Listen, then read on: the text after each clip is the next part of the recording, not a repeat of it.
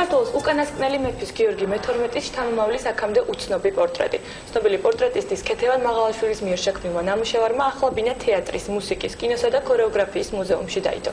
გიორგი ერისთავის პორტრეტი და პირადი ნივთები ნახეთ ნუცა ტრაპაიძის სიუჟეტში. აბა გვაჩვენ, თავგანაზე რა არის? რას? ეს პორტრეტები, ეს არის გიორგის პორტრეტი, რომელიც ქეთევან მაღალაშვილის შესრულებულია, სხვა შორის ძალიან მეგობრობდნენ ესენი და ქეთევანმა გიორგის გარდა თავის დროზე დახატა მისი დაც, ჩუტა ერისთავი. ისიც ქეთევანმა. ესე იგი ძალიან ახლოს იყო ოჯახი. ძალიან ახლოს იყვნენ, ძალიან ახლო მეგობრები იყვნენ. ეს სამი ნატურმორტი. ეს სამი. ეს არის თვითონ გიორგის შესრულებული ნატურმორტები, რომელიც ჩვენთან ინახებოდა სახლში. ეს არისო ესეთ გამოსაჩენ ადგილზე გაგახებული. სასადილოში ეკიდა აქეთ-იქეთ მაბუაჩემის. ეს არის დიდი ხელოვანის ისტორია, რაც სასადილოში ეკიდა, ეხლა უკვე მუზეუმში ეკიდება, იმიტომ რომ ძალიან კარგი მხატვარი იყო. ამ სახლში, სადაც საქართველოს უკანასკნელი მეფის შთამომავლები ცხოვრობენ, უამრავი უძველესი და უნიკალური ნივთი ინახება, მათ შორის გიორგი მე-12-ის ქალიშვილის ნინოს ერთადერთი პორტრეტი.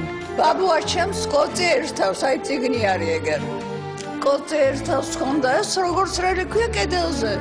გარდაცვალების შემდეგ მასთან იყო მერე დეიდაჩემმა დაიკიდა თავის ოთახში. მერე რო გარდაიცვალა ის ჩვენთან გარდაიცვალა და გადმოვიტანეთ აქ ყველაფერი.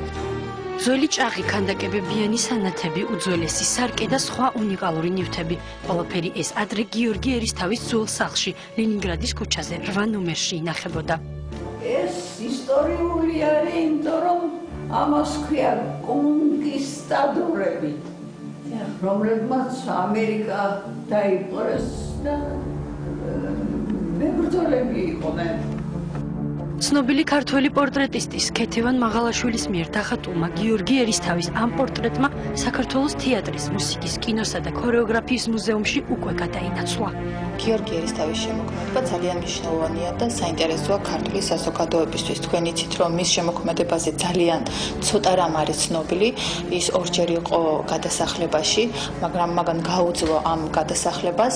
რაც შეეხება მის შემოქმედებას, ჩვენ ვიცით, რომ ის ძირითადად იყო დაკავებული ფრესკების გადმოხატვით და ამ შემთხვევაში ჩვენთვის ცნობილი გახდა, რომ მან შეასრულა რამოდენიმე ნატურმორტი, რომელიც ამჟამად გადმოეცა მუზეუმს. გიორგი ერისთავის პორტრეტი ახლა სხვა ცნობილი ადამიანების პორტრეტებს შორის სწორედ აქ ხტივდია.